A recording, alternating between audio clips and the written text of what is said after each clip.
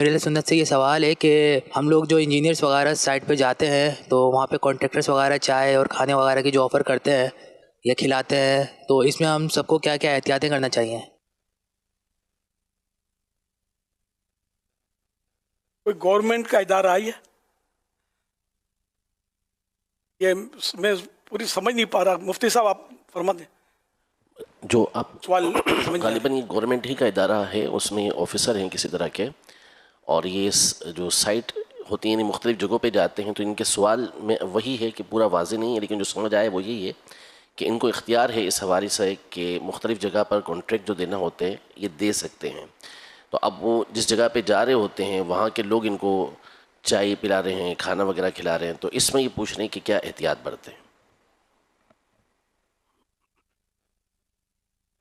وہاں تو پانی بھی نہیں پینا چاہیے، کیونکہ وہ آپ کو اسی لیے کھلائیں گے پلائیں گے تاکہ مطلب آپ ان کا کام کر دیں، جو آپ کو ایک اختیارات حاصل ہے نا. تو یہ چائے بھی پلا رہے ہیں، آپ کو بوتل بھی پلا رہے ہیں، تو کھانا بھی کھلا رہے ہیں، تو یہ مطلب رشوت کے زمرے میں آ رہی ہے. حضرت عمر عبدالعزیز رحمۃ اللہ علیہ کا واقعہ بخاری شریف میں، ایک جگہ یہ تشریف لے گئے، وہاں کچھ بچے ایک طباق میں، ایک تھال میں سیب لے کر کھڑے تھے پیش کرنے کے لیے. انہوں نے پیش کیا تو حضرت عمر بن عبدالعزیز رحمۃ اللہ علیہ نے قبول نہیں فرمایا، کیونکہ یہ خلیفہ وقت تھے نا، تو قبول نہیں فرمایا. تو آپ کو جو ساتھ تھے انہوں نے عرض کیا کہ حضور کیا تحفہ قبول کرنا سنت نہیں ہے؟ فرمایا کہ سنت تو ہے، لیکن یہ تحفہ کب ہے؟ یہ تو رشوت ہے، مجھے کیوں دے رہے ہیں؟ تو یہ اصل یہ جو دیتے ہیں نا یہ لوگ، تو یہ عہدے کو دیتے ہیں، پرسنالٹی کو نہیں دیتے، فرد کو نہیں دیتے. اس کے عہدے سے یہ فائدہ اٹھا کر کوئی اپنا کام نکلوانا چاہتے ہوتے ہیں، تو اس لیے ان کا پانی بھی نہ پیا جائے ایسے لوگوں کا. واللہ تعالی اعلم ورسولہ اعلم عز وجل وصلی اللہ تعالی علیہ وآلہ وسلم. صلو علی الحبیب صلی اللہ تعالی علی محمد. محمد. حضور اگر ایسا کوئی شخص کسی کے آفس میں یا کوئی ڈپارٹمنٹ کا آدمی کسی کے پاس بھی جاتا ہے، اب جیسے کہ کوئی بھی ایسا آفس میں آیا ہے، پتہ ہے ڈپارٹمنٹ کا آدمی ہے یا میری انویسٹیگیشن کے لیے آیا ہے یا ایسے ہی مطلب کہ اپنی ذمہ داری پوری کرنے کے لیے آیا ہے، اور کوئی ایسے ہی مطلب جیسے عرف کے مطابق کوئی آتا ہے تو یا پانی دے دیں، چائے دے دیں، تو اگر اس کو ایک جنرل طور پر جیسے عرف کے مطابق چائے پانی کی اگر اس کے ساتھ کوئی ترکیب بنتی ہے تو ساتھ بسکٹ بھی دے دیا جاتا ہے جیسے ہمارے، یعنی یہ ایک نارمل روٹین کے اندر جو چیز ہوتی ہے، تو کیا اس کو اس سے بھی بچنا ہے؟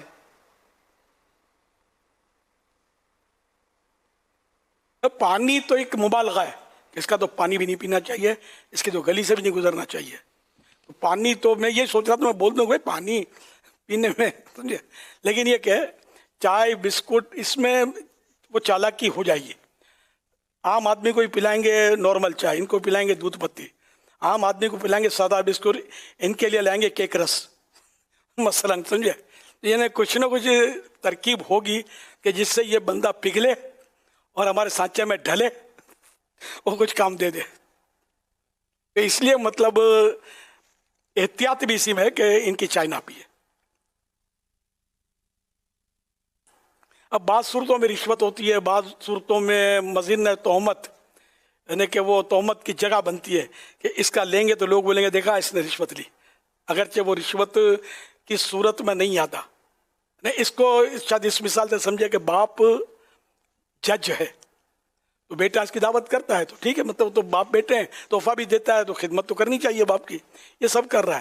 لیکن وہ بیٹے کے پاس، بیٹے کا کیس اب باپ کے پاس فائل ہے جج کے پاس، اب باپ کو بالکل ریڈ الرٹ. تو جو نارملی وہ دعوت کرتا تھا یا جو گفٹ دیتا تھا پہلے بھی، تو وہ تو کھانے لینے میں حرج نہیں ہے. لیکن اب اگر جب بیٹے کے گھر پہ گئے تو بیٹے نے مطلب یہ کہ پہلے مطلب یہ کہ پولٹری فارم کی مرغی کھلاتا تھا، بٹیر لا کے رکھ دیے. پہلے وہ شوربے والا سالن لاتا تھا، اب یہ کڑھائی گوشت لا کے اس نے رکھ دیا. ایک مثال ہے کہ عمدہ عمدہ کھانے پیش کیے، واٹ از دس، یہ کیا ہے؟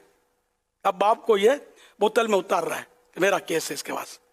یا پہلے گفٹ دیتا تھا وہ کم قیمت کی تھی، اب بڑی قیمت کا تحفہ اس نے باپ کو پیش کر دیا، تو یہاں پھر وہی مزن تہمت والی صورت بن رہی ہے. یہ باپ کو بڑا غور کرنا پڑے گا. اس طرح کے تو اتنے مسائل ہیں. اب جیسے کہ کعبہ مشرفہ میں پہلے داخلے کی اجازت ملتی تھی عام لوگوں کو بھی، دروازہ کھلتا تھا، باہر شریف میں مسئلہ لکھا ہوا ہے.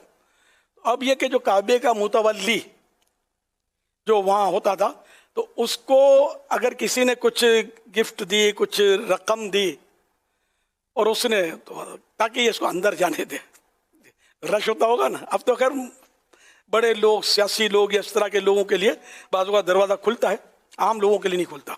تو یہ کہ یہ جو اس کو دیا نا، اس کو بھی باہر شریف میں لکھا کہ یہ رشوت ہے اندر جانے کے لیے. اب اسی طرح اس کو یوں پھر ہم لیں کہ کوئی مزار شریف ہے، بڑے مشہور مزارات بھی ہیں کہ جہاں کافی مطلب لوگوں کی رونق ہوتی ہے، رش ہوتا ہے. اب اس کو مزار میں رات رکنے کے لیے کہ میں کچھ یہاں پڑھوں گا کروں گا اور لوگ چلے جائیں، مجھے آگے جگہ مل جائے رات رکنے کے لیے، جب دروازے بند ہوتے تو میں اندر رہ جاؤں مثال کے طور پہ، اور اس نے وہ مجاور کی کوئی خدمت کر دی تاکہ وہ مجھے اندر رہنے دے، تو یہ پھر رشوت میں آ جائے گا. یا کوئی بڑا آدمی ہے جس سے ملنا آسان نہیں ہوتا، اس کے جو خادم ہو اس کو گفٹ دینا، اس کو تحفے دینا، اس کا دل میں اترنا، اس دے کر، مال دے کر، تحفے گفٹ دے کر، تاکہ یہ اپنے کو ان تک جانے دے، رکاوٹ نہ بنے. تو یہ پھر رشوت کی صورت بن رہی ہے. اور یہ ہو رہا ہے، عام طور پہ ہوتا ہی ہے، اور لوگوں کو اس مسئلے کی طرف توجہ نہیں ہوتی.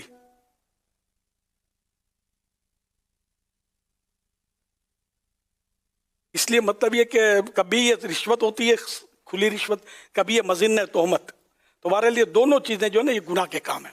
تو اب لے لیا تو یہ اسی کو لوٹا دے. رشوت میں تو اسی کو لوٹانا فرض ہو جائے گا، توبہ تو فرض ہے ہی، لوٹانا اسی کو ہے. اب وہ زندہ نہ رہا تو اس کے وارثوں کو دے دے، جس نے دی ہے رشوت اس کے وارثوں کو دے دے. وارث بھی زندہ نہیں رہے یا مل نہیں رہا یا پتہ نہیں ہے کس سے لی تھی، تو اب ایسی صورت میں وہ رقم جو ہے وہ ایسے شخص کو دے دے کہ جس کو زکوٰۃ دے سکتے ہیں، جو زکوٰۃ کے حقدار ہوتے ہیں نا، فقیر مسکین، ایسوں کو دے دے، توبہ بھی کرے. جو رشوتیں لیتے ہیں یہ بس اللہ رحم کرے، دل اتنا سخت ہو جاتا ہے کہ ہم جیسوں کی باتیں سن کر ہنستے ہوں گے. اب دیکھو قیامت کے دن کون ہنستا ہے کون روتا ہے.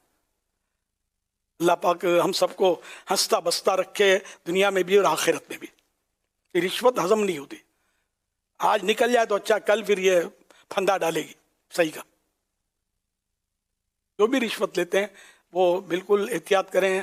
اور جن کو یعنی کہ حالات کیا لکھا ہے، جس کو کوئی قہر و تسلط حاصل ہے کسی کام پر کہ یہ ابھی کر دے گا یا آئندہ یہ کام آئے گا، ایسے شخص کو کچھ دینا، یہ اس طرح کی تعریف رشوت کی بیان کی ہے فتاوی رضویہ شریف میں.